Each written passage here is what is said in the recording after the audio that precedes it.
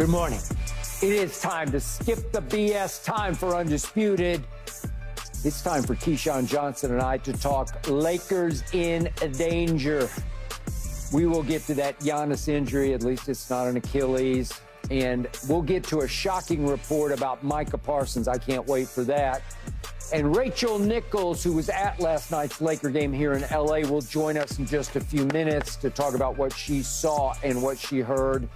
And you can't miss this. Johnny Manziel will join me right here at this desk about 11:30 Eastern. My man, Johnny. Don't miss it. But first up, I do say good morning to Keyshawn Johnson, who may not be having the greatest of mornings considering his Lakers performance last night. No, I was mad last night. Good morning, Skip. Well, I was mad last night, not today. Keep the anger. No, I want you to keep the anger for this A block that we're about to dive into, because Anthony Davis was not able to play last night because of what the team called a headache and nausea. That's concerning. And I'm not sure how much AD would have mattered last night, considering the Warriors went 26 of 41 from three. Remember, the all-time record is 29, so they made 26. Golden State won each of the first three quarters by 9, then by 2, then by 6, on the way to a very easy 134-120 win. That lifted Golden State to within a half game of the Lakers in 9th place in the West. So it's now very possible the Lakers could wind up in 10th place in the final play-in spot and have to win a do-or-die game at Golden State just to advance in the play-in. So, Keyshawn, as a lifelong L.A. born and raised Laker fan, scale of 1 to 10, where are you on the alarm scale?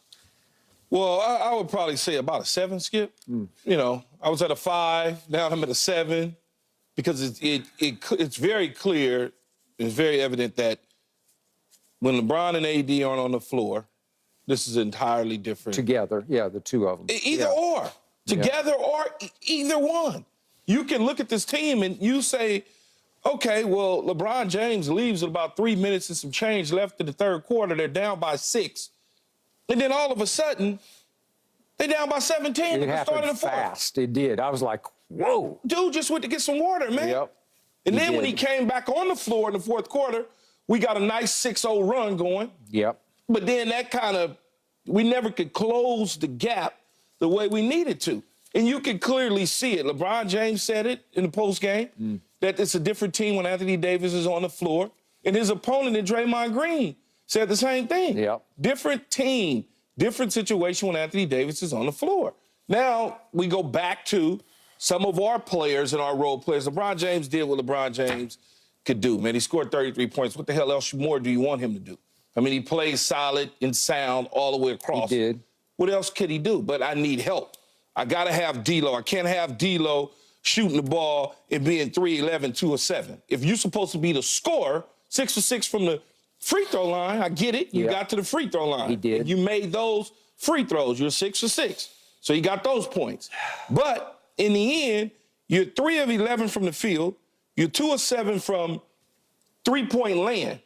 At some point, you've got to hit those shots. And I know for the last several days or games, I've been saying the same thing about him. If you're our guy who's supposed to score and fill it up and take those shots, you got to cash them in. You just got to. Same thing with Austin Reeves. You got to cash him in. You got at least Austin Reeves sort of snapped out of his slump last night. He did, just not enough. Yeah, but, I mean, he made 4. I mean, when you think about it, some of the things that we were doing, and Hachimura has been playing well, but come on, man, you can't just be allowing people to block your shots left and right. I mean, they had Although that Gary Payton block, that was a foul. He just hammered him. It looked like a foul, but it wasn't called a foul. No. You're bigger than him. Flush that thing, man. Don't go up timid. You normally don't do that. You're way You bigger normally go up aggressive, okay? And so... You should have dunked him. It felt that way. Yeah. And so now we had a perfect opportunity, because obviously I'm scoreboard watching. I'm watching the Suns. I'm on this, you know, I got my TV over here. I'm switching back over there. I'm Kings over here. I'm watching. The Kings gave us an opportunity, and so did the Suns. They were up 20 at Oklahoma City and blew that. And so when you start looking at that, you're like, this is a perfect opportunity. But there's no answers. When you have literally everybody that took the floor in meaningful minutes for Golden State hit a three. Yep. Everybody. Chris Paul was knocking down threes. And he's usually a floater guy who gets to a spot. Yep. But he's pulling and knocking down threes. He was. Klay Thompson, Draymond Green was 5 for 5 in the first half. Knocking down threes. Like, this is a 30% three-point shooter. Okay? Now he's just knocking them down like he Klay Thompson. All 5. I just was like, yep. We couldn't buy a break. No. And that's where things are. And what can you do now, Skip, other than say we got 2 games left against Memphis and the Pelicans. Let's go on the road. Let's get these and then hope that those other teams in front of us lose too, and we win. That's all we can do. Because we kept thinking, who's going to have the motivation to even play their players down the stretch? But now it looks like just about everybody does, because everything is so log-jammed everywhere that even New Orleans, unless they make a case to themselves, we'd actually be better with this seed than that seed. But it looks like New Orleans would I don't even know how you could do the math right now. It's hard. It is to crazy. even know how to position yourself from a seeding standpoint. Okay. First thing I want to say is I appreciate that LeBron played last night, because there were early reports that he was not at the arena yet when they announced about AD, and a lot of people were reporting that he wasn't going to play either. And I thought, well, maybe he just decided if AD's not going to play on TNT, I don't want to go out there and play. I'll just rest up for whatever we've got left. And to his credit, he showed up, albeit later than usually. He's there like 4 hours before. He got a little extra time to rest. He did, but he played, and he played 35 more minutes. And I'm going to say this again, just for the record.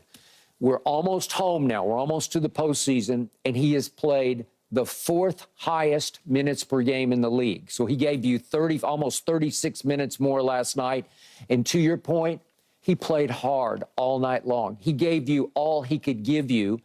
And I hope it's not too much for the playoff run. That's all I'm saying is it's not like he's saved himself for the playoffs. It's almost like he's spending himself to try to keep you in the play-in.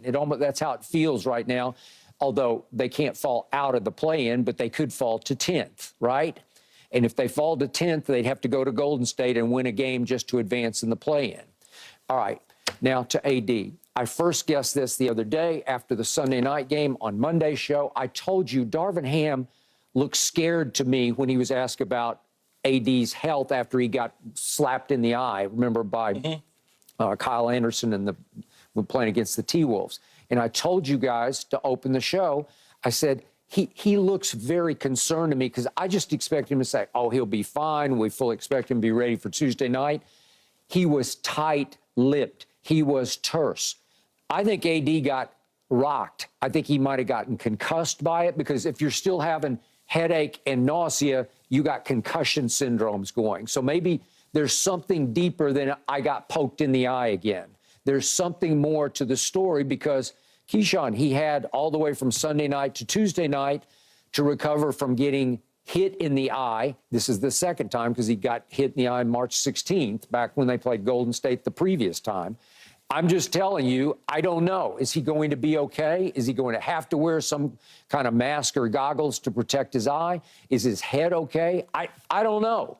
But if he can't play down the stretch, they're going to lose these 2 games. Over. If he doesn't play, it's over. It's a wrap. It's a wrap that they're going to be 10th. It's right? Over. Okay, so you don't think they could go to Golden State and win a... If he doesn't play. Oh, if he doesn't play against Golden State. If he's just done for the year. Then that's it. I agree. It's over. Okay, I got you. Yeah.